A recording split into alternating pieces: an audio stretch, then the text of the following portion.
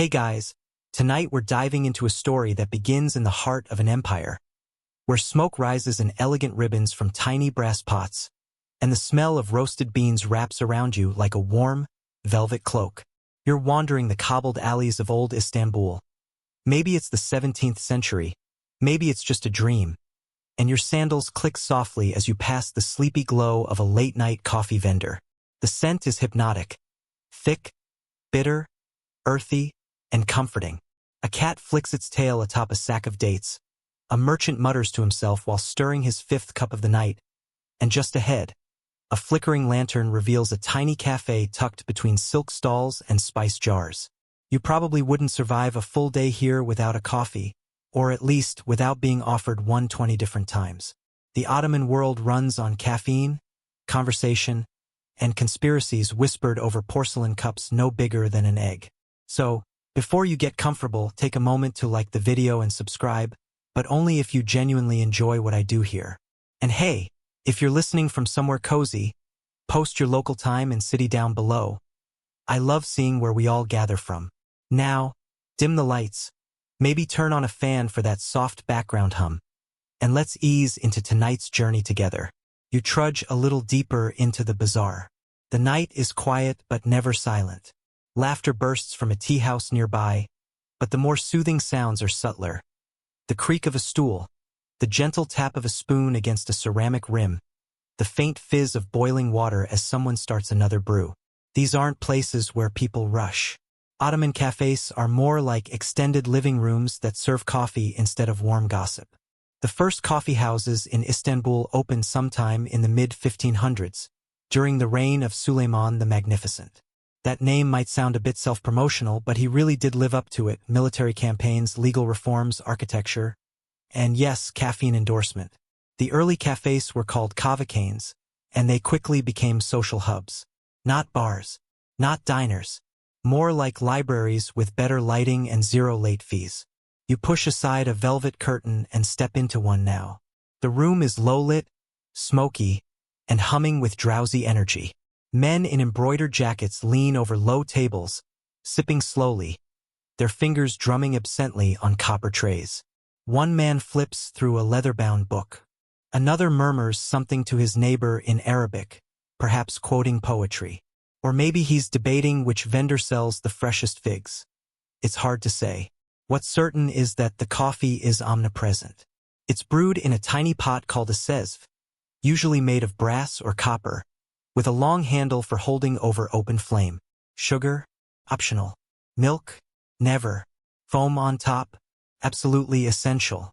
The ideal cup, according to Ottoman taste, had a layer of thick crema that swirled like a miniature storm cloud. And they took it seriously.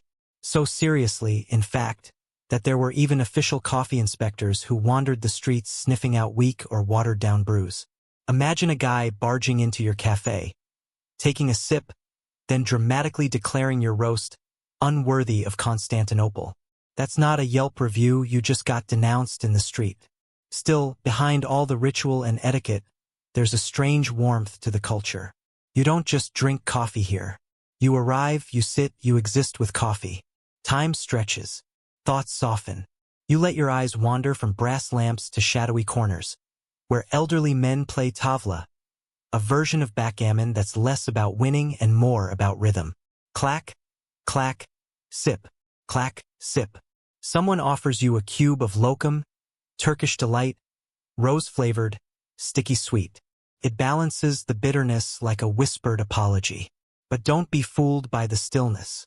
These cafés were more than sleepy corners for chess and sugar cubes. They were engines of soft rebellion. Ideas brewed here.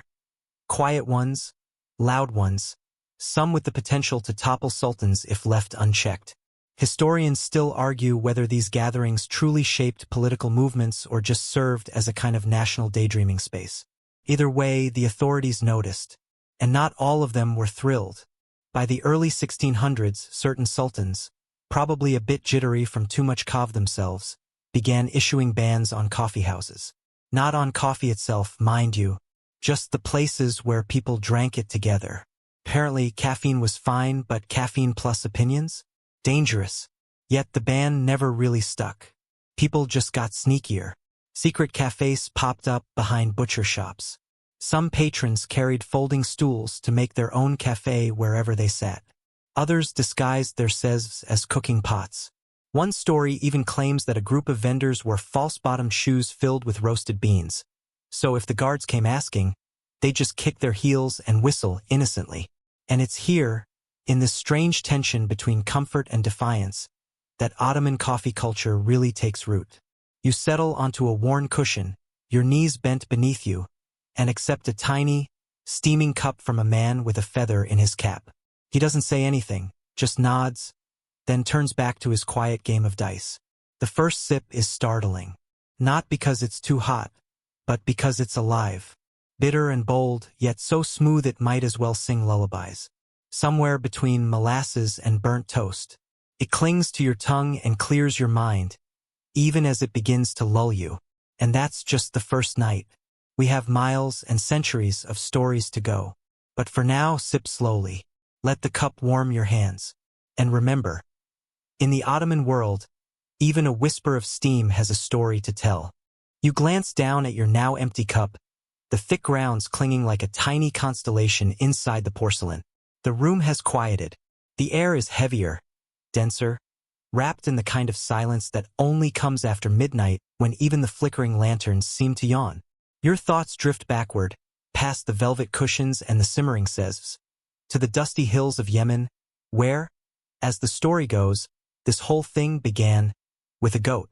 Yes, a goat. According to the most beloved origin myth of coffee, somewhere around the 9th century, a Yemeni goatherd named Khaldi noticed that his animals were acting, well, extra. Bouncing, prancing, even pulling little goat all-nighters. Their secret? A curious little cherry growing wild on a scrubby bush.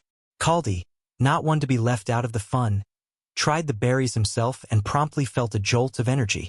Whether he invented the dab or just started running laps around his herd, we may never know. But the story goes that he brought the magical beans to a nearby Sufi monastery, where the monks boiled them into a kind of bitter brew, and voila! Coffee was born as a spiritual tool to help stay awake through long night prayers. Now, is this story 100% true? Historians still argue whether Khaldi was a real person, a folk invention, or simply a scapegoat, pun intended, for humanity's caffeine addiction.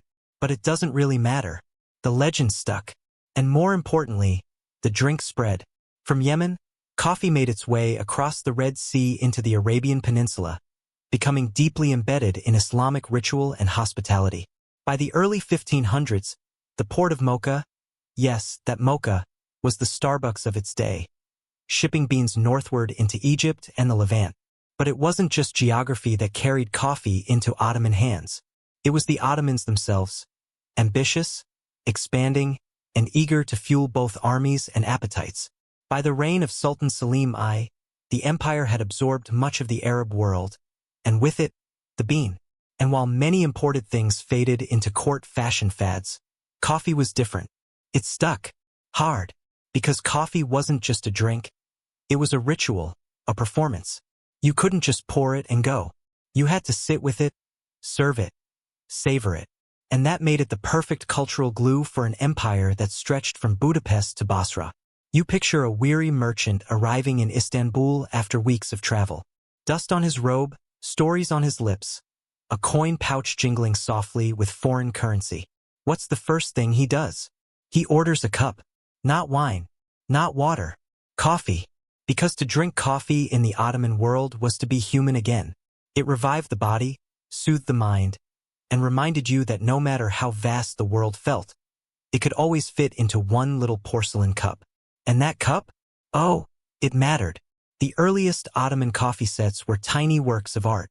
Cups without handles, fincandler, nested inside delicate metal holders, often silver or gilded brass, to protect dainty fingers from the heat. The saucers were sometimes inlaid with mother of pearl. The trays came engraved with poems or geometric patterns. It was like drinking from a Fabergé egg. Meanwhile, the brewing process was half alchemy, half choreography. The beans were roasted in a shallow pan over coals, then ground into a fine, sandy powder using a long-handled mortar and pestle called a diebeck. Once ground, The coffee was spooned into the seize with water, often from a decorative ewer, and heated slowly, just until it foamed but never boiled. The goal was to coax, not force, the flavor out. One wrong move, too much heat, not enough foam, and your entire table might exchange judgmental glances. Ottomans didn't mess around with their brews. There's even a rumor that coffee was once used in divorce proceedings. According to a 16th-century legal precedent, a woman could, in theory, petition for divorce if her husband failed to provide her with adequate coffee. Not jewels, not property, coffee. You don't get more relationship goals than that. And yet, as refined as all this sounds, coffee remained oddly democratic. It crossed social classes with ease. A Grand Vizier's breakfast might include a gold-rimmed cup of the empire's finest roast, but a dockworker sipping beside a brazier in a back alley would be drinking the same bean, brewed the same way. The only difference? One had a footman, the other had better stories. You lean back into the cushions again, letting your eyes roam the room. In one corner, a man carefully turns his empty cup upside down on its saucer, waiting for the grounds to slide and dry into shapes that a nearby woman might read. We'll get to that strange little custom later, but for now, you're still in awe of the journey this humble bean made, from goat fields to gilded palaces, from Sufi chants to cafe laughter. And while Europe would soon claim its own coffee capitals, Paris, Vienna, London, none of them could ever quite match the spellbinding, bittersweet romance of the Ottoman brew. One sip, that's all it took to change an empire, or, at the very least, to keep it wide awake. You stir the remaining grounds in your cup with a lazy tilt of the wrist, the liquid long gone but the warmth still curling around your fingers.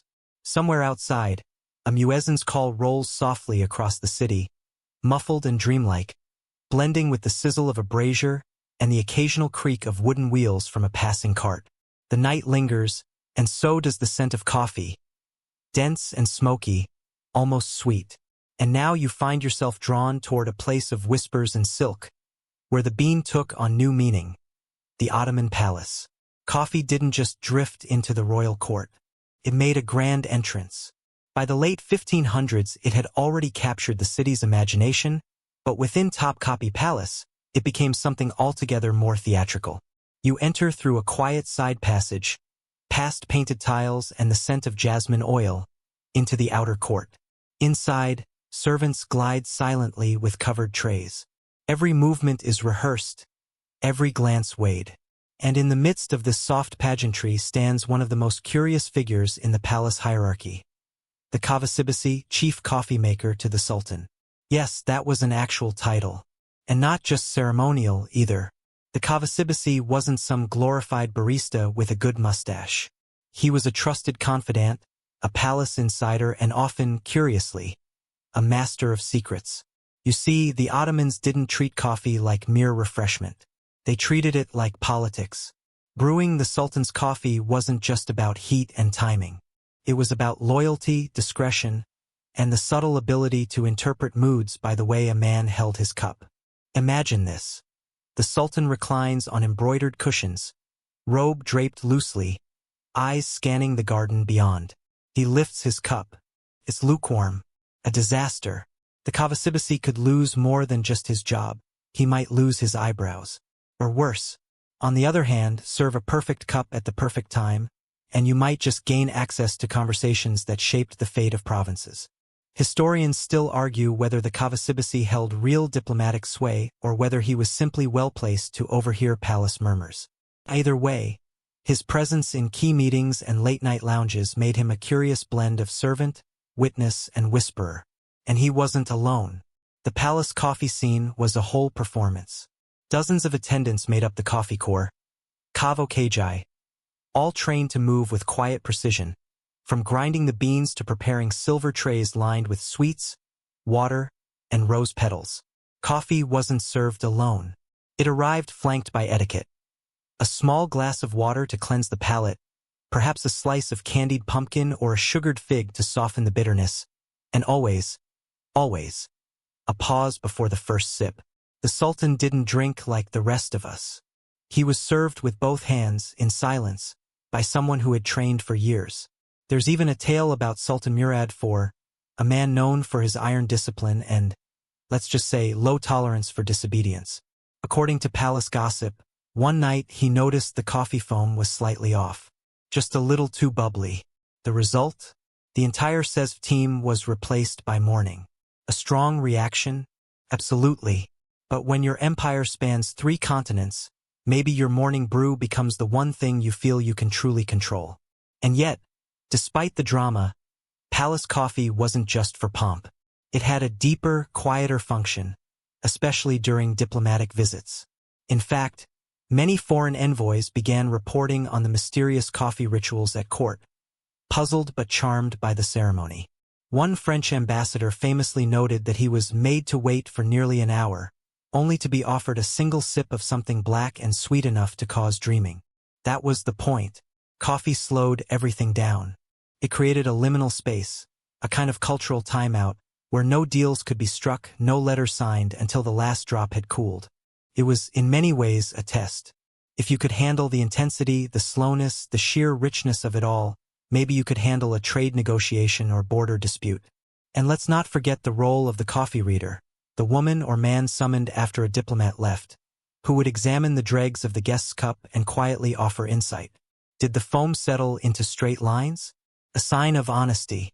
Did the grounds form a crescent? Perhaps hidden intentions. Sure, it was mostly symbolic. But in a palace where messages were written in flowers and loyalties changed with the wind, even symbols carried weight. You picture a visiting Venetian merchant, nervous in his embroidered tunic, trying to read the room as he sips his cup. The Sultan says nothing. The Cavassibasi watches closely. The merchant's hands tremble just slightly. He finishes. The tray is taken away. Somewhere in a side chamber, a servant squints at the pattern of sediment and raises one carefully plucked eyebrow. Is it superstition? Strategy? Both? The Ottomans were never casual about coffee. For them, it was a language bitter, fragrant, and full of nuance. A way to taste loyalty. A way to measure time. A way to see what might otherwise remain invisible.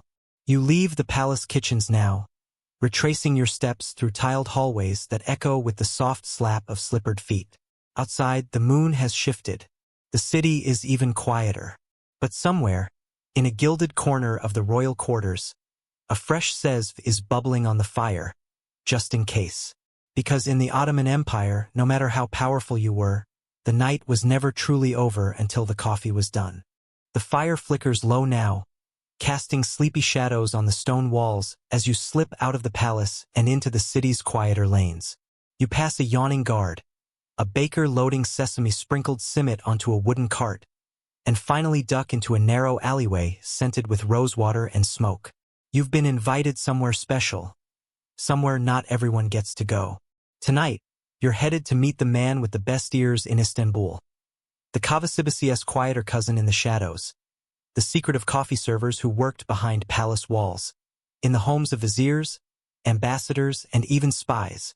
Because while the chief coffee maker at the palace was a trusted figure, there were many others in the empire with cups to serve and secrets to keep. These private coffee servers, often eunuchs or deeply trusted attendants, were more than just quiet hands with a Sezv. They were walking databases, memory palaces, living paper shredders. They brewed with one hand and listened with the other. In a world before encryption, they were the empire's most caffeinated hard drives. You sit cross-legged beside one now in a modest but well-kept courtyard. He's called Hassan, mid-40s, precise in his movements, from the way he measures the coffee grounds to how he slices a sugar cube in half with a delicate flick of his thumbnail. He doesn't talk much, but oh, the things he's heard. Viziers dictating letters to foreign courts while sipping quietly. Generals confessing doubts into their cups. Ambassadors who dropped names they shouldn't have, thinking no one was paying attention. And Hassan? Hassan remembered it all. In fact, his silence was so valuable that one time, he was reportedly offered a vineyard just to forget a single conversation. Historians still debate how much influence these quiet servers truly had. Some argue they were passive, just tools of the elite. Others believe they subtly shaped politics through selective brewing, favoring one guest over another with a warmer cup, a sweeter foam, a longer wait. One wrong pause, one wrong taste, and suddenly the mood of the room shifts. And if anyone could read a room, it was someone who'd served coffee to both friends and enemies, and knew to keep his gaze low but his ears open. It wasn't just about listening, either. There was a skill to how the coffee was brewed, especially when tensions were high. Some believed that certain spice blends, a bit of cardamom here, a pinch of clove there, could subtly influence the mood of the drinker. Too bitter, and suspicion might bloom. Too sweet, and they'd think you were hiding something. Hassan, like many of his peers, was trained not just in service but in social chemistry. And there were other skills, too. Some servers were taught to recognize poisons, not with antidotes or tests, but by smell, texture, and intuition. If a foreign guest brought their own coffee, it would be examined discreetly. If a new type of sugar was offered, it was tasted first, always first, by someone like Hassan. You lean in now as he prepares another cup, this time just for you. He heats the water slowly over coals, not flames, because flames are too loud, too fast. He mixes the coffee in 3 careful stages: grounds, sugar, water, then stirs it with a small wooden stick, not a spoon, so as not to disturb the surface too much. As it simmers, he talks. Not much, just small fragments. A story here, a name there. He once served coffee to a man who claimed to have seen the Sultan cry. He once poured for a woman disguised as a male scholar. He once waited an entire night outside a chamber door, sesve in hand, while 2 men debated whether or not to start a war. It's not that the coffee held power. It's that it traveled with power. It was always present, at the opening of treaties, the end of affairs, the awkward silences between lifelong allies. And wherever it went, someone like Hassan carried it. Quiet, unseen, but deeply, intimately aware.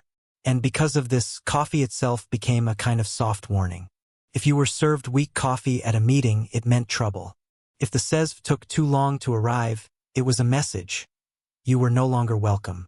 If your second cup never came, you might want to leave quickly. Some servers even developed their own secret pouring code. Clockwise pour meant respect. A quick backward lean while serving signaled eavesdroppers nearby.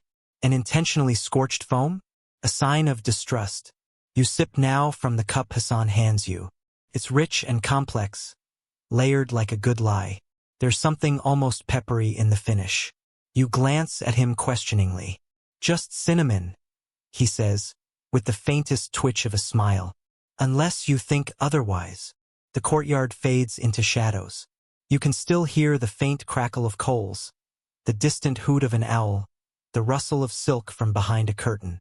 Hassan doesn't speak again. He doesn't have to. The coffee speaks for him.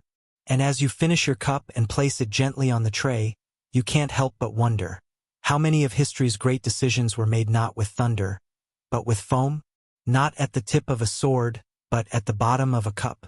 Because in the Ottoman world, the real conversations, the ones that mattered, rarely happened at the podium. They happened here, quietly, in the shade, between sips. The courtyard behind you fades into the soft rustle of trees, and you're back in the winding streets of Istanbul, lanterns flickering like sleepy eyes. Your belly is warm, your hands still tingling with the memory of that last cup.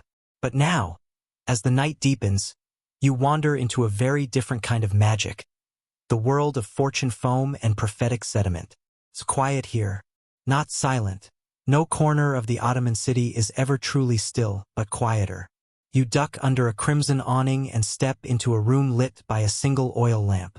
A woman sits cross-legged on the floor, palms open, surrounded by cups turned upside down on their saucers.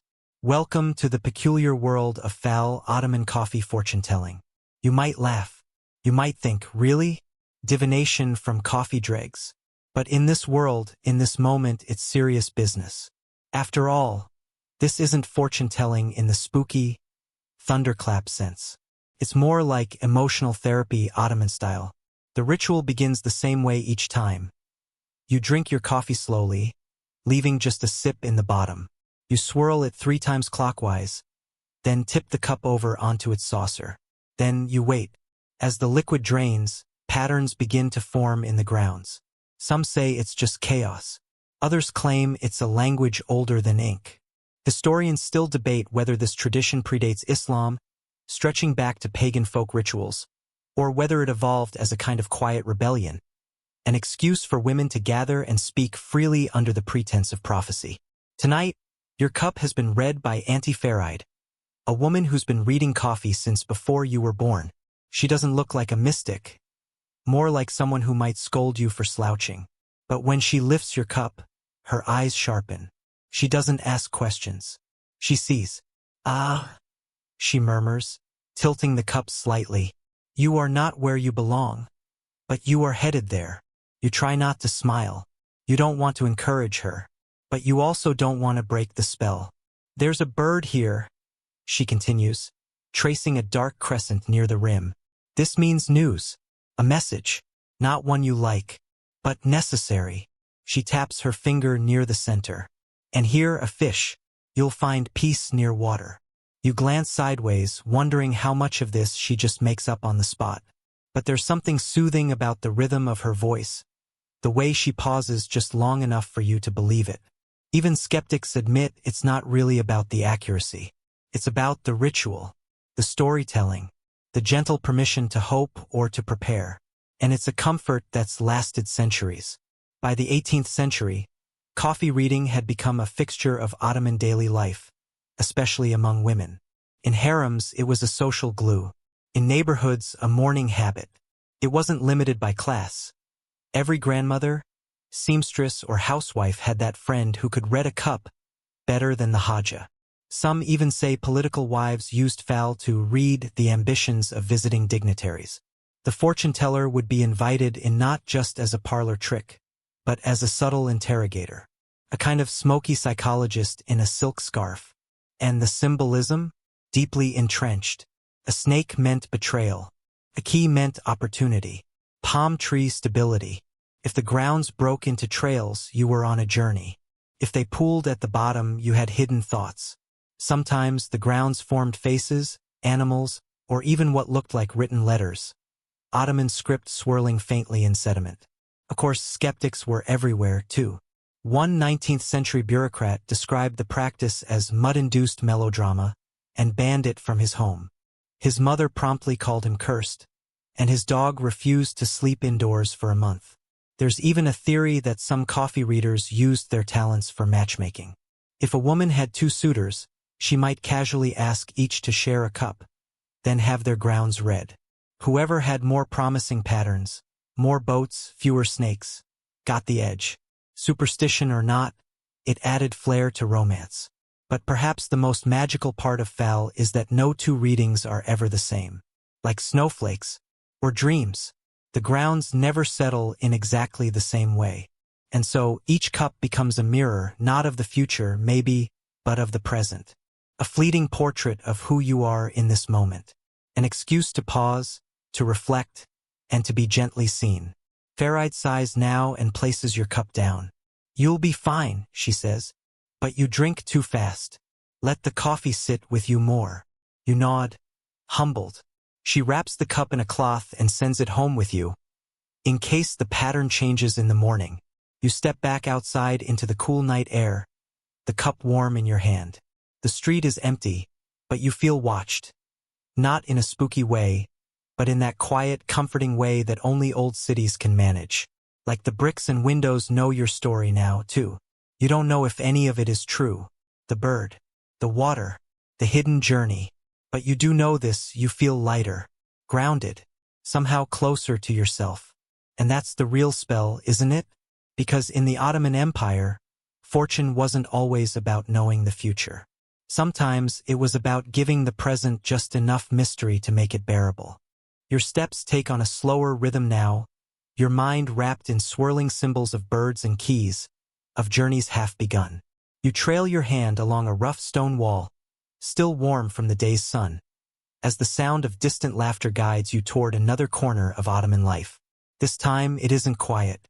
This time it's crowded, smoky, and humming with low, conspiratorial energy. You're standing in front of a coffee house, Kirathane to the locals, at its most dangerous hour, right after the third cup. It looks innocent enough. Wooden stools, battered tables, men huddled together under lantern light, the clatter of backgammon dice, a man plucking lazily at a saz. The smell of tobacco and cardamom hangs heavy in the air. But don't be fooled. These places have seen revolutions begin over nothing more than a too-bitter roast. Because here, in the heartbeat of the Ottoman city, the coffee house was more than a place to sip and stare. It was a crucible of ideas, a safe-ish space for the airing of grievances, a theater where poets, rebels, scholars, and gamblers all played to the same sleepy audience. The empire's first coffee houses opened in the mid-16th century, and by the early 17th they were everywhere. Istanbul alone had hundreds, and each had its own flavor. Some catered to scholars who quoted Persian couplets between sips. Others welcomed rowdy janissaries and street performers. A few even offered coffee alongside shadow puppet shows. Yes, that was a thing. Picture sipping your bitter brew while watching Karagaz, a loudmouth puppet, complain about taxes. That's quality content. You slide onto a wooden bench at the back of one now, tucked behind a column where the shadows are thick and the smoke is thicker. A man beside you nods in greeting, then returns to his newspaper. Well, sort of a newspaper. Before printing presses became widespread, coffee houses often featured oral newsreaders. Someone paid to loudly recite bulletins, rumors, or the latest gossip brought by traders and travelers. You listen now as one such man, bearded, theatrical, half-truthful, announces. A goat has escaped from the imperial stables and insulted a vizier. Laughter. Then, and in Vienna, they are still frightened of our coffee. Hard to say which is more absurd. Historians still argue whether these spaces were truly political threats or just energetic echo chambers. But there's no denying that the authorities noticed. Sultans tried repeatedly to regulate or shut down coffee houses, especially during turbulent times. The fear? That caffeine plus talk equaled trouble. And they weren't entirely wrong. In 1633, during the reign of Murad IV, the same guy with the suspiciously firm stance on lukewarm beverages, coffee houses were raided, furniture burned, and some patrons reportedly flogged. It wasn't that coffee itself was evil. It was that it gave people time. Time to gather, time to think, time to question. Of course, none of this stopped anyone. Coffee houses just went underground. Literally. Some operated in cellars, others behind false storefronts. There's even a story, half true, half legend, about a famous poet who hosted secret readings in a bathhouse-turned-coffee bar, using towel hooks as coat hangers for his radical audience. You sip now from your cup, thicker here, slightly grittier, and try to imagine what made these places so magnetic. It wasn't just the caffeine. It was the vibe, the safety of collective distraction, the joy of sharing news, arguments, and overly dramatic chess games. These weren't quiet temples like the palace salons. These were living rooms for the restless, for the thinkers who didn't want to think alone. It wasn't only men either. Though the public coffee houses were largely male-dominated, women gathered, too, often in private homes or garden pavilions that functioned as informal salons. There, over sweetened brews and honey-soaked pastries, they talked politics, arranged matches, and read each other's cups with the kind of accuracy that made generals nervous. The walls in these coffee houses carried memory like bark on an old tree. You can almost hear the ghosts of past conversations. Is the new Sultan weak? Has the price of figs doubled? Did you hear what she said about the vizier's wife's shoes? Every cup refilled brought new layers to the collective consciousness of a city that never really slept. But here's the twist. For all their noise, coffee houses were strangely soothing. They didn't demand anything of you. You could sit for hours without ordering a second cup, just nursing the same cooling brew while watching dice roll and arguments unfold. The ambient chatter became a lullaby of its own, like a public dream. You stare into your cup. The grounds are settling slowly now. You recognize the shape, 3 dark streaks almost like claws. Conflict, someone once told you. But tonight, it feels more like claws gripping the edge of tradition. A city holding on. The man next to you stands and offers a final word. If you hear news from the port, bring it tomorrow. I owe you a cup. You nod. The rules of engagement are simple here. Gossip earns caffeine. Opinions get you a refill. And if you're lucky, you leave with your head slightly clearer, or at least buzzing enough to keep walking. Because in the Ottoman Empire, rebellion didn't always wear armor. Sometimes it wore a robe, quoted Rumi, and had excellent foam. You step out of the coffee house into the damp hush before dawn. The call to prayer hasn't yet begun, and for a moment, the city holds its breath. Behind you, the murmurs fade into silence, but in your hands, you still cradle the memory of steam, laughter, and whispered opinions. You walk slowly now, turning down a different street, where the air is cooler, softer, lined with fountains and climbing vines. This is the domestic part of the journey. Tonight, you're headed into the private spaces of Ottoman homes, where coffee wasn't just culture, it was choreography. You slip off your shoes and step into a home that smells of lavender, lemon, and slightly burnt sugar. A brass tray gleams in the center of the room, surrounded by low cushions. Someone's grandmother is already boiling water in the next room, the sieve balanced precariously on a tiny charcoal stove. You're about to witness one of the most delicate social dances in Ottoman life, the coffee-serving ritual, especially when guests or potential in-laws are involved. Let's begin with the basics. Serving coffee wasn't a casual act. It was an art form, a test, and sometimes an unspoken power move. If you were visiting someone's home, you were offered coffee as a sign of hospitality. But how you were served and who brought it spoke volumes. Here, in this small sitting room with embroidered curtains and a draft that smells faintly of mint, a young woman enters carrying a tray. Her steps are measured, the cups arranged like soldiers in a perfect line. She offers you the cup with the most foam, a clear compliment. The older man in the corner receives a slightly cooler one, perhaps a gentle nudge to hurry up his storytelling. But nowhere was the coffee ritual more famously weaponized than in Ottoman marriage proposals. Yes, the fabled bridal brew test. Here's how it worked. When a suitor came to a girl's house with his family to formally propose, the bride-to-be would be tasked with making and serving the coffee. On the surface, it sounds sweet, humble, but don't be fooled. This was a gauntlet. The brewing process was watched with eagle eyes. Was the foam high enough? Did she boil it too long? Did she add a sugar cube before the boil? A common mistake? But the true test, the real moment of truth, came in how she chose to serve the groom. In some cases, the young woman would add salt instead of sugar to the groom's cup. Yes, salt. A briny, grimacing, eye-watering prank designed to test the suitor's patience and politeness. If he smiled and drank it without complaint, he was considered respectful and tolerant. If he gagged or spat it out, well, maybe not husband material after all. Historians still debate whether this practice was widespread or just folklore retold over too many family dinners. But countless Ottoman love stories hinge on a single bitter cup. And it didn't stop at matchmaking. Coffee played a role in other domestic rituals, too. Hosting guests, coffee was offered before anything else, including water, food, or even conversation. It was a social bookmark, a way to open the visit. And when coffee was served again near the end, it was the host's polite way of saying, "This was lovely. Now please leave before I run out of pastries." In wealthier households, coffee was prepared by maids or kitchen staff trained in presentation. The cups were wrapped in lace, the trays perfumed, and the sugar cubes carved into delicate shapes.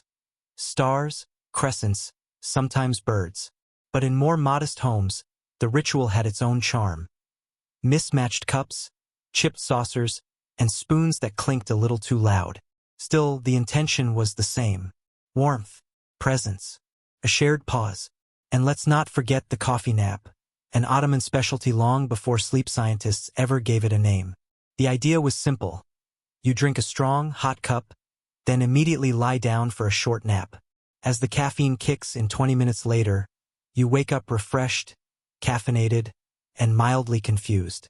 Some Ottoman scholars even claimed this was the best way to approach prayer or deep reading. A little dream followed by a sharper mind. You settle now onto a cushion, watching the matron of the house as she prepares the next round. Her movements are fluid, confident. She knows exactly when to stir, when to pause. She adds a dash of cinnamon.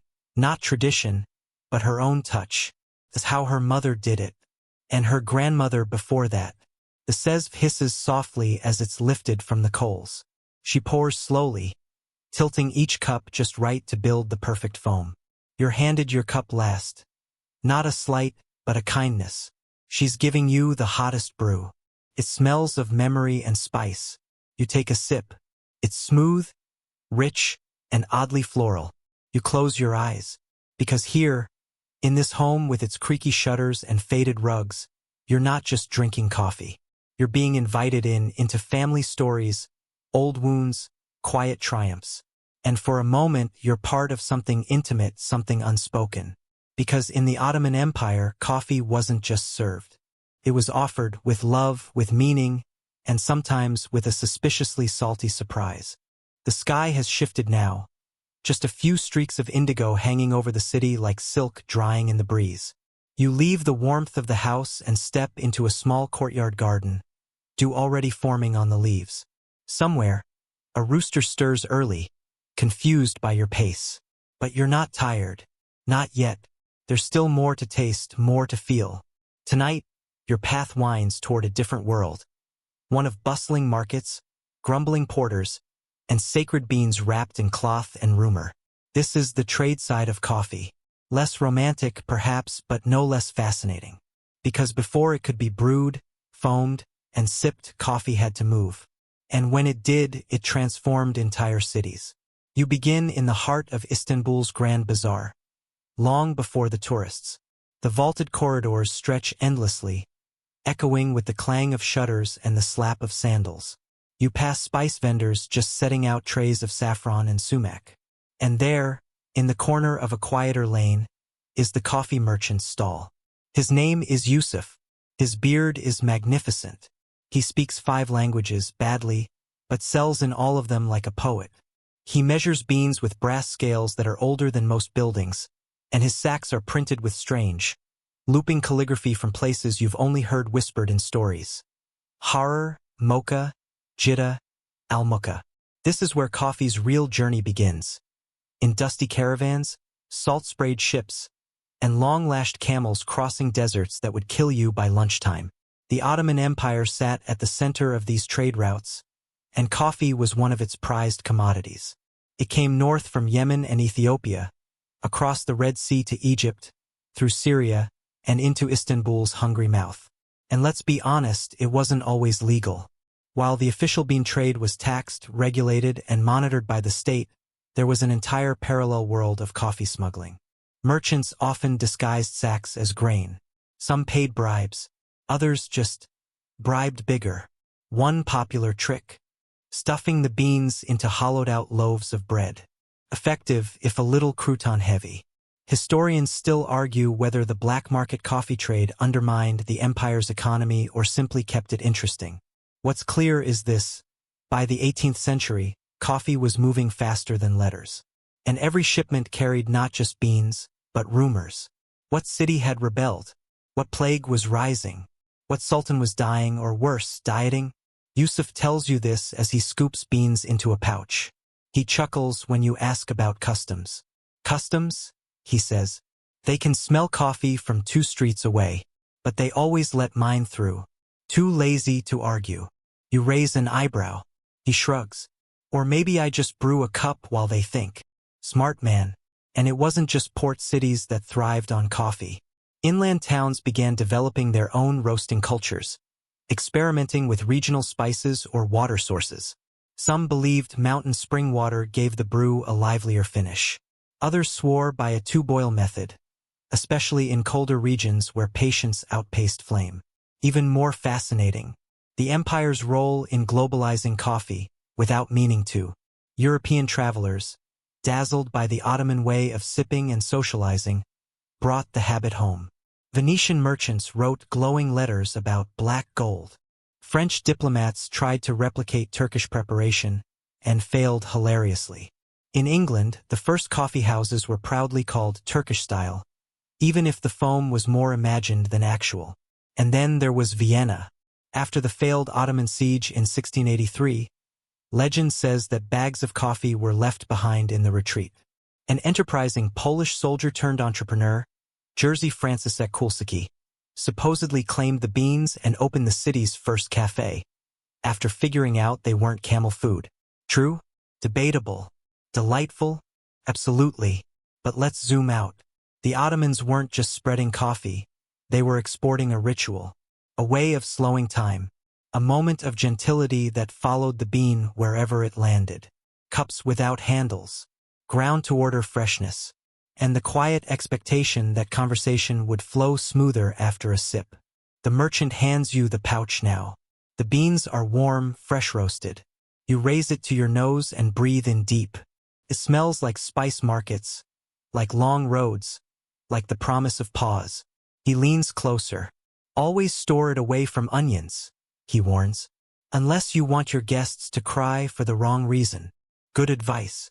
As you exit the bazaar, the city stirs fully awake. Morning deliveries rumble in on squeaky carts. A boy calls out the price of eggs. Somewhere, someone sneezes with such drama it might qualify as a prayer. And you? You carry a pouch of possibility. A bag of something once sacred, once smuggled, once mistaken for animal feed, and now a morning essential. Because in the Ottoman Empire, coffee didn't just fuel the day. It traveled ahead of it, whispering across borders, slipping through customs, steaming gently from every corner where people gathered to speak their truths.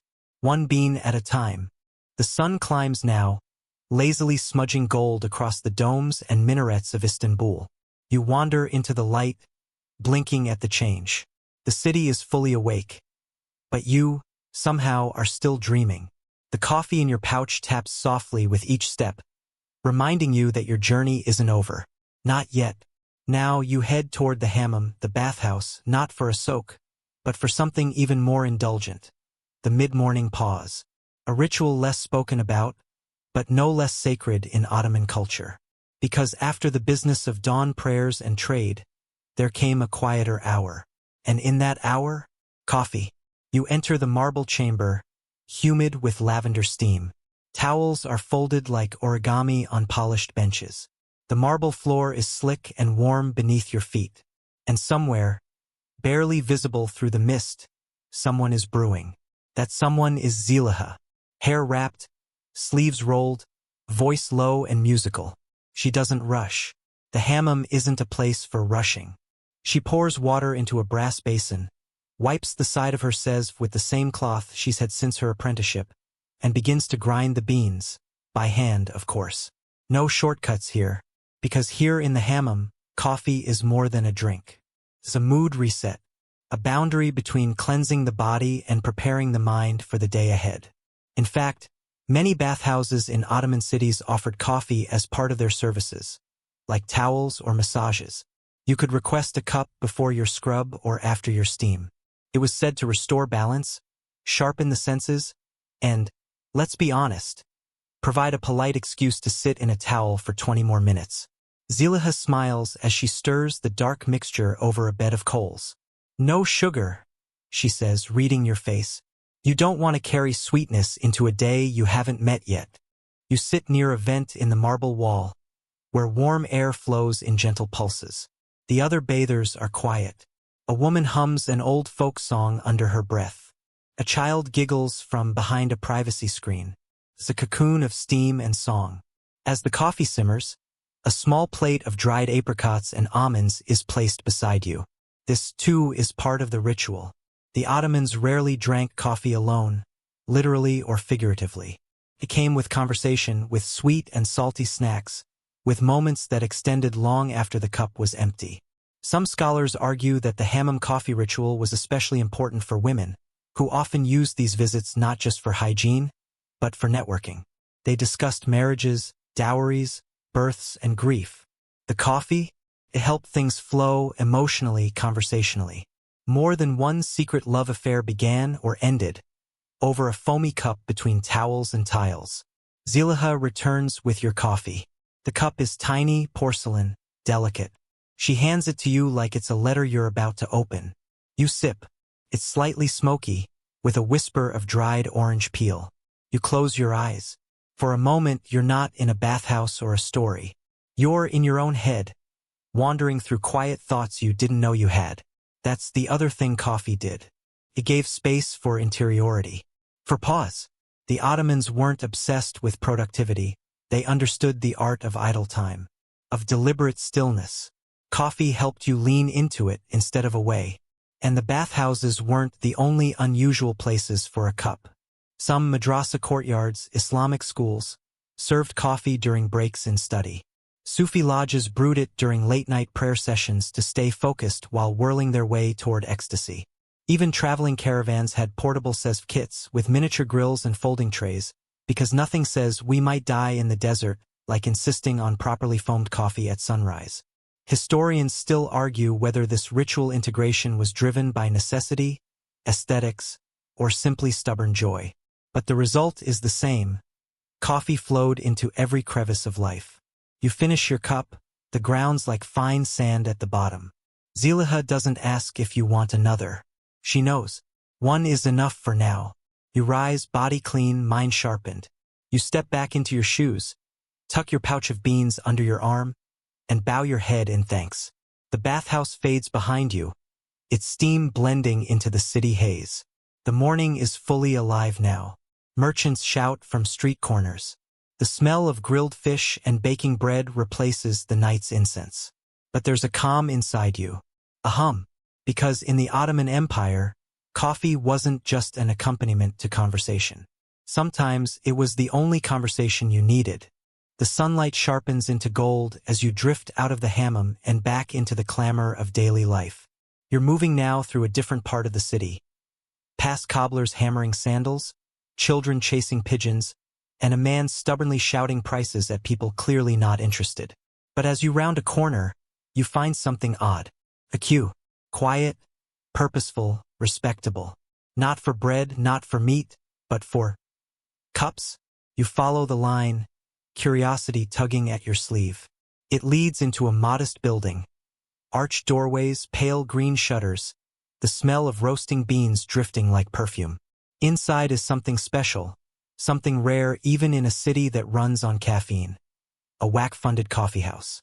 A public space, but one fueled not by money, but by charity. You sit quietly in a corner and watch how it works. A waqf, a kind of Ottoman endowment or religious trust, was often used to fund public works, fountains, schools, libraries. But occasionally and quite beautifully it funded coffee. Specifically, free coffee. For travelers. For students. For the poor. For anyone who needed warmth, stimulation, or simply a reason to pause. And there was no catch. No tipping jar. No pointed looks. You didn't even have to pretend to pray. If you sat, someone brought you a cup. The walls are plain here. No ornate tiles or musical performances. Just benches, cushions, and a ledger on a shelf listing donors, blessings, and the number of cups served that month. Today's number, 143. Your host is a wiry man named Bilal. He doesn't smile much, but he's generous with foam. He places your cup gently on the table and sits beside you without speaking. Not out of rudeness, just comfort. It's said that WAC-funded coffeehouses were the spiritual cousins of soup kitchens, but with a twist. They didn't just feed the body, they nourished the mind. In cities like Aleppo, Cairo, and Sarajevo, these quiet cafés served students pulling long nights, elderly men with stories to tell, or strangers too broke to keep moving. Historians still argue about the motivations. Some say it was religious duty to share warmth. Others call it a prestige project, a way for the wealthy to carve their names into daily life without appearing ostentatious. Either way, the result was the same: access, inclusion, comfort without conditions. You look around. A man is copying verses from a book onto a scrap of cloth. Two women, veiled and seated near the back, sip quietly while exchanging notes on embroidery patterns. A boy nods off with a half-drunk cup still warm in his hand. It's peaceful. Bilal watches the steam rise from his own cup, then breaks the silence. This used to be a bakery, he says. But flour is expensive. Coffee, though? Coffee is memory. And generosity stretches farther when it's bitter. You nod. It makes a strange kind of sense. The coffee here is different, less spiced, more grounded.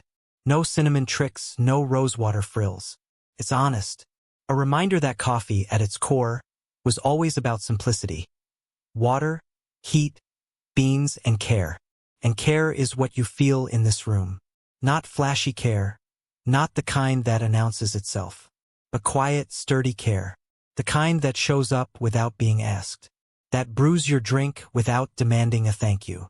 That makes space for everyone without needing to know their story. The Ottoman Empire had many layers, extravagant courts, brutal politics, epic wars. But underneath it all was this, a network of kindness disguised as custom. And in that network, coffee was a gentle thread. You lean back now, cup empty, mind full. You don't need another. This one was enough. You bow your head slightly to Bilal in thanks. He simply nods, already halfway through pouring for the next guest. You step back out into the brightness, blinking as your eyes adjust. The street is busier now. Food vendors calling out, pigeons rioting near the mosque steps. You turn back for one last glance at the little Waqf cafe. It's not impressive from the outside. No signs, no gold trim, just a door. But through that door flows one of the purest expressions of Ottoman generosity. A hot cup, a quiet space, and the assumption that everyone deserves both. Because in the Ottoman Empire, coffee didn't just circulate among the powerful. It filtered patiently and persistently down to the people who needed it most and asked for nothing in return. The street ahead twists like a question you haven't asked yet. You tuck your hands into your sleeves, letting the soft clink of your coffee pouch keep tempo with your steps. The sun is now high and unforgiving, but you follow the shade. The shadows of minarets guide you through narrower lanes, older corners. And suddenly, it hits you. An unmistakable mix of ink, leather, and roasted beans. You've arrived at another Ottoman marvel.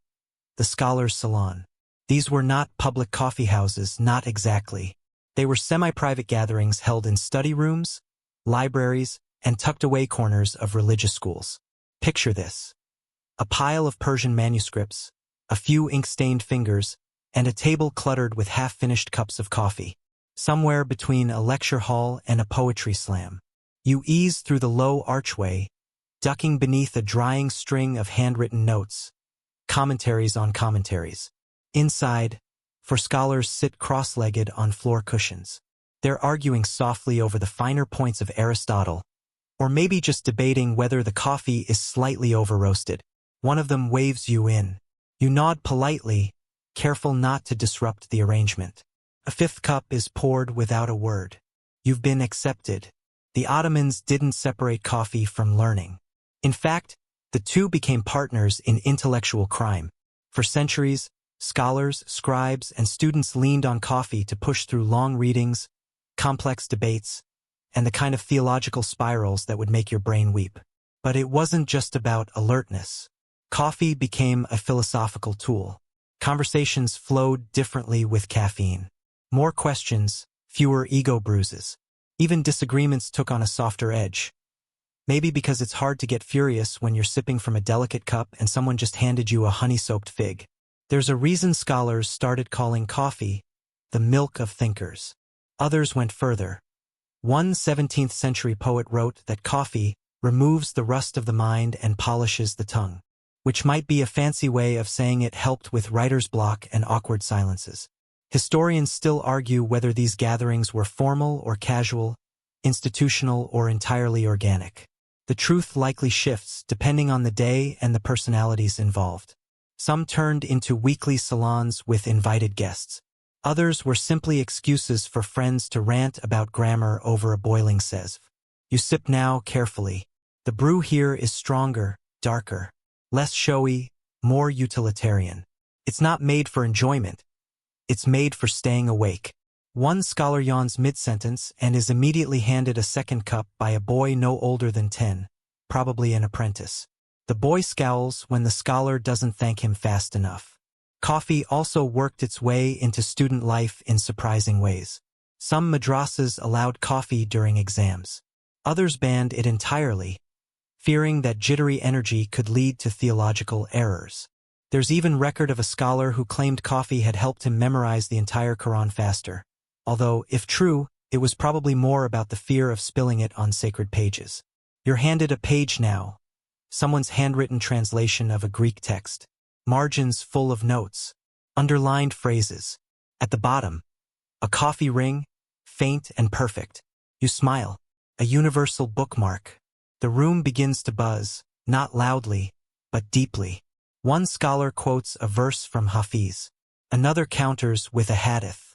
A third, in a whisper, tells a joke about Mullah Nasreddin spilling coffee on a visiting Persian ambassador and blaming gravity.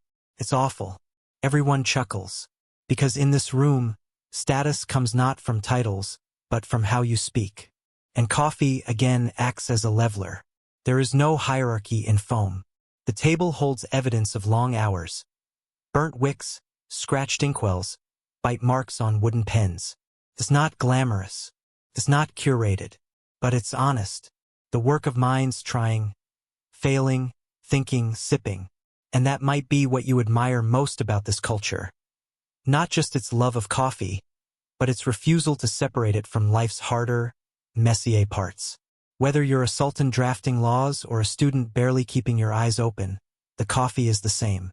The process is the same. The warmth is the same. You finish your cup. No one tells you to leave. But the sun has shifted again, casting long fingers of light across the notes on the table. You nod a quiet farewell and step back into the corridor, where the ink smell fades into sunlight and the real world waits. Because in the Ottoman Empire, coffee wasn't just drunk by poets and politicians. It fueled scholars, scribes, and sleepy apprentices, and gave them a reason to come back to the text, one sip at a time. The alley behind the scholar's salon twists like a leftover sentence. You follow it out into a brighter courtyard, where cats sunbathe on warm stones and old men play chess like it's a military campaign. You walk slower now. The coffee has settled in your blood. Not sharp, just steady. Like a song with no chorus. But as you continue, a familiar sound returns. Laughter. High, musical, and unmistakably theatrical. You've arrived at one of the Ottoman Empire's most unexpected intersections, where coffee met comedy, puppets, and public storytelling. Welcome to the realm of Karagaz and Hasavat, shadow puppets powered by caffeine and gossip. You duck under a striped awning and join the small crowd gathered in a tucked-away courtyard. At the front, a white screen flutters in the breeze, and behind it, a voice calls out in exaggerated tones, "I told you not to add cumin to the coffee." Roars of laughter follow. A hand appears from behind the screen, holding a delicate puppet with a crooked hat and a mustache that defies gravity. This is Karagaz, loud, crude, endlessly curious. His foil, Hasavat, soon follows, more refined, more cautious, and always one sentence away from a nervous breakdown. These puppet plays were a mainstay of Ottoman coffeehouse entertainment, especially during Ramadan evenings. And while children giggled at the slapstick antics, adults leaned in for the satire. Because make no mistake, this was political theater, disguised as comedy. The puppeteer, known as the Hayali, was more than an entertainer. He was a skilled observer of society, often threading critiques of bureaucrats, gossiping merchants, greedy landlords, or bizarre fashion trends into his script. Coffeehouses provided the perfect venue, low light, buzzing energy, and an audience already warmed by a strong brew and low expectations. You sip your latest cup. It's been handed to you by someone in the crowd without a word, and watch as Karagaz demands the coffee of kings, but charged like a student. Laughter again. The jokes are layered. Some slapstick, others clever digs that only the scholars catch. Like the one about a tax on sugar cubes that supposedly turned all Istanbul's citizens into bitter poets overnight. Historians still argue about the origins of Karagaz. Some say the character was inspired by two real men, construction workers whose antics disrupted the building of a mosque in Bursa. Others claim it's purely folkloric, a blend of various trickster figures stitched together with humor and caffeine. What's certain is that the tradition endured for centuries. These performances required few props. A screen, some dyed camel skin puppets, a decent script, and, most importantly, an alert crowd. which is where the coffee came in. Coffee wasn't served during these shows, it framed them. A play would begin as cups were poured, and every punchline was punctuated by the clink of porcelain on saucer. The aroma of roasting beans mingled with the oil lamp smoke behind the screen, creating an ambience that no modern theater can match. But there's more to it than comedy. These performances functioned as social mirrors.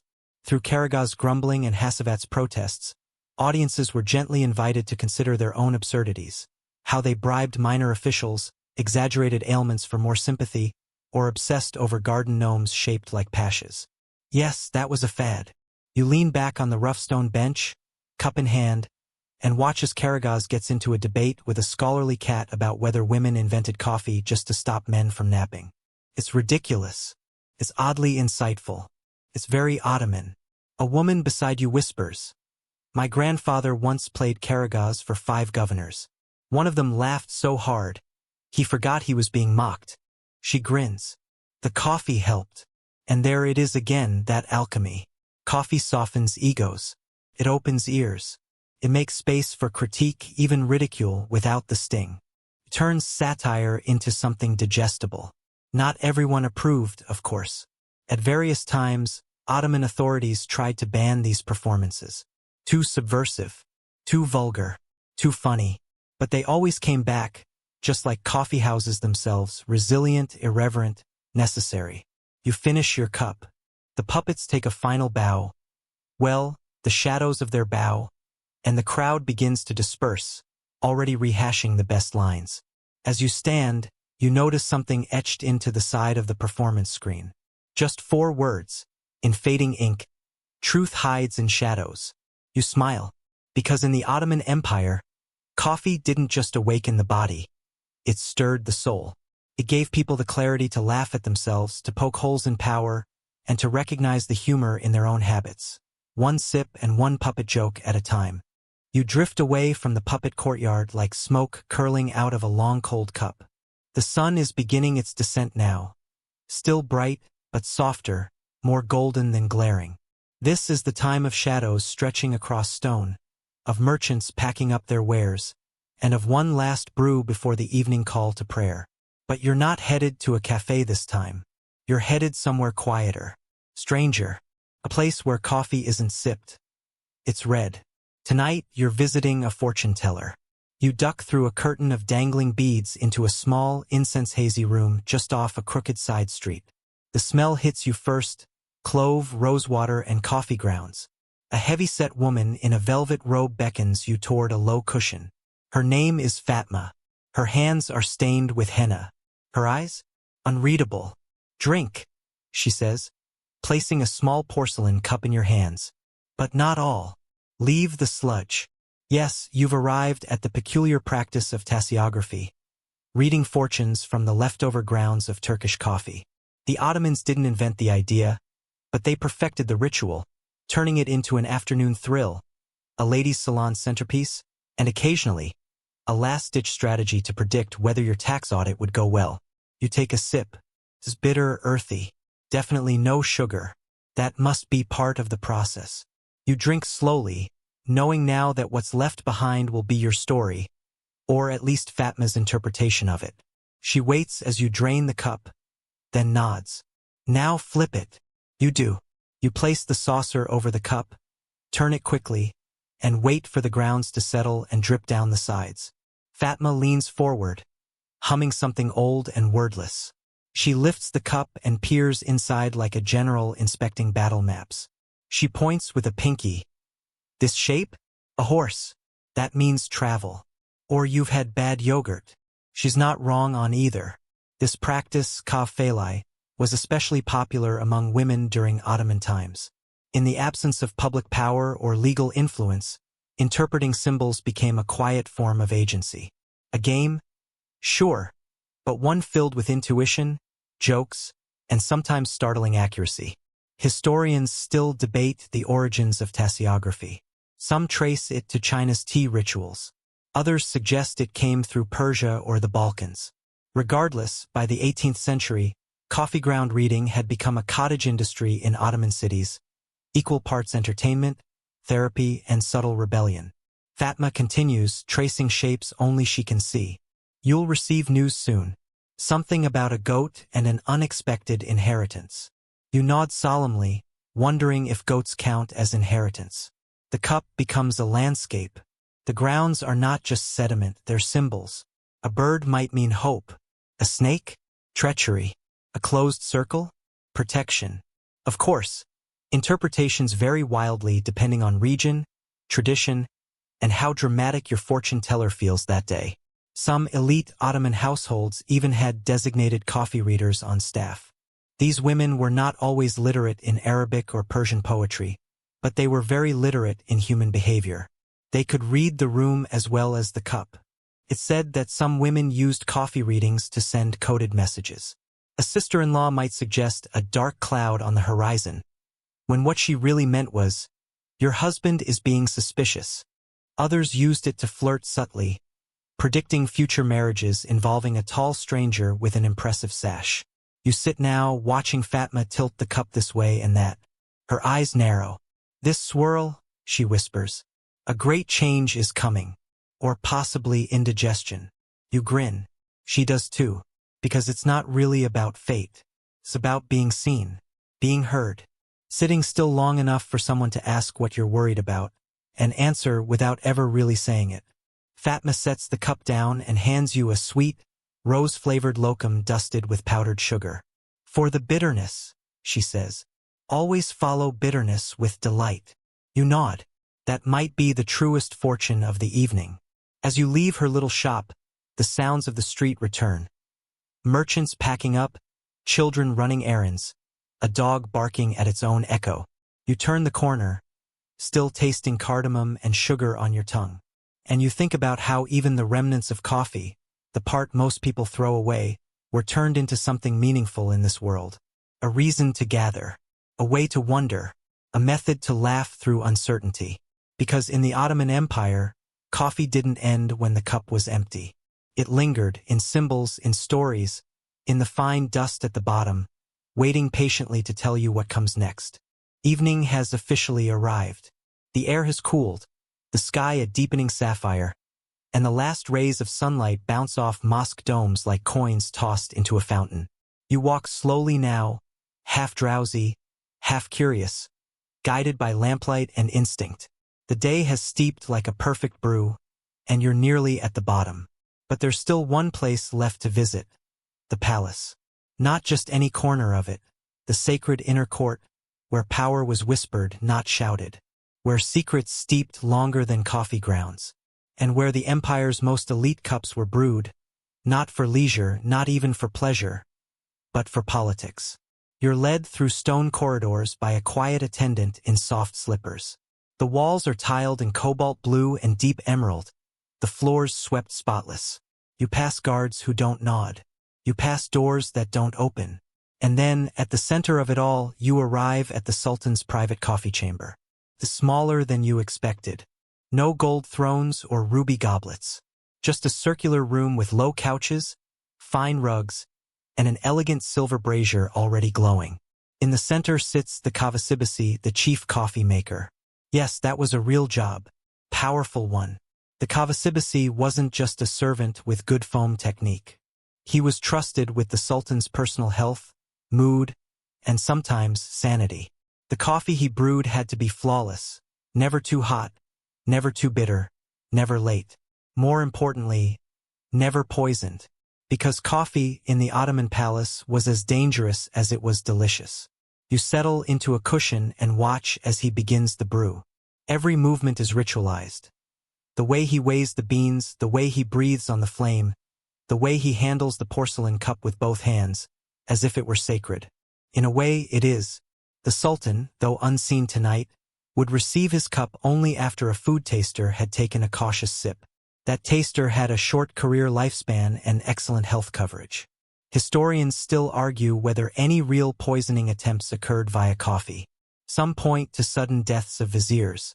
Others suggest coffee was simply assumed to be risky because it passed through so many hands. Either way, precautions were obsessive. The Kavasibasi also had court influence. He often overheard things, political gossip, diplomatic chatter, Pillow talk from concubines whispered in the next room. He knew what mood the sultan was in before the viziers did. Sometimes, he even passed subtle warnings, wrapped in phrases like, "The brew is strong today," much like the opposition.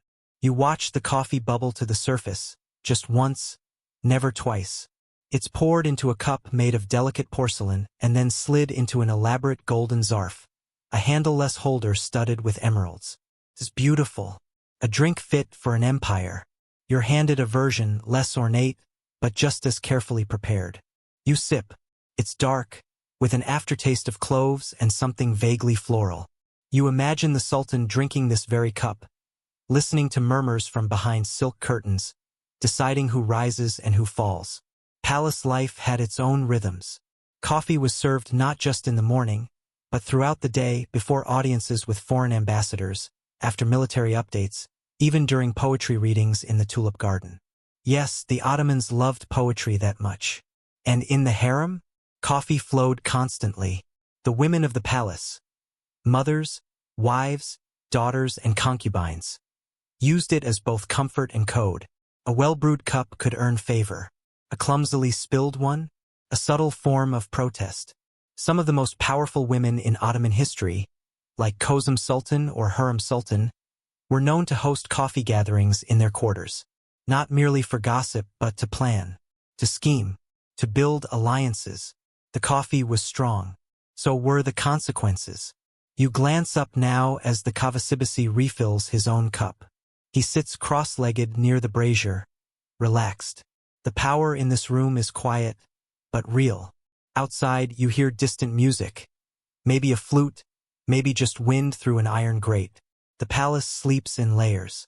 But this room is always slightly awake. Because in the Ottoman Empire, coffee wasn't just about taste. It was about trust. Who served it? Who sipped it? Who was watching when the cup trembled ever so slightly? You take another sip, grateful your coffee comes without court intrigue. The night has fully wrapped itself around the city now. Minarets stand like silent sentinels against the dark. The call to prayer has long faded, replaced by the creak of shutters closing, the rustle of laundry being taken in, and the occasional bark of a dog not quite ready to give up the day. But you keep walking, slowly, gently, letting the silence guide you. Your final stop is far from the palace, far from the bustling bazaars and witty puppet shows. Tonight, you're heading somewhere quieter still, the village coffeehouse. One without tiles or musicians or elaborate trays. Just wooden benches, a warm stove, and the scent of ash and cardamom. You arrive as the door creaks open to a chorus of old men half bickering, half napping. One of them blinks at you and grunts something that might mean welcome, or possibly watch your step. You do both. There's no performance here, no ceremony. The coffee is boiled in dented pots, poured into mismatched cups. There's no sugar, unless you're young or charming. You suspect you'll have to settle for warm.